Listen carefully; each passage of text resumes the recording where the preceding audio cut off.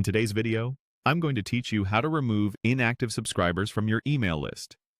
Keeping your list clean improves deliverability, boosts engagement rates, and helps make sure your emails reach the people who value them most.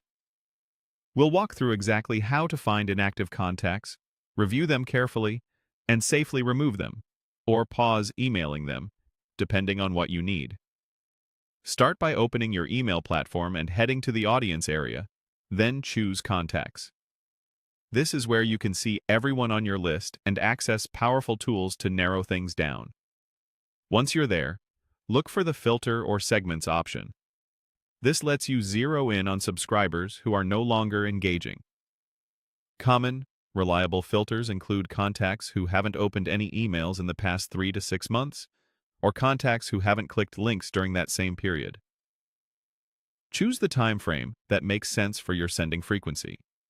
For example, if you email weekly, 3 months of no opens is a strong indicator of inactivity. If you email monthly, you might extend that window to 6 months. After applying your filters, review the results. Make sure these contacts truly fit your definition of inactive and aren't just recent signups who haven't had a chance to interact yet. If everything looks right, select the subscribers using the checkboxes next to their names. Many platforms let you select all on the page, and sometimes all across the filtered results. Take a moment to double-check the total number selected so it matches your expectations. With your contacts selected, open the 3-dot menu, often shown as an ellipsis, and choose Delete Contacts. You'll see a confirmation prompt because deletion is permanent.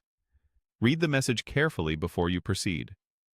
This step removes the contacts and their email permission from your list, and you won't be able to restore them later. If you're fully confident these subscribers are inactive and you don't need their records, confirm the deletion.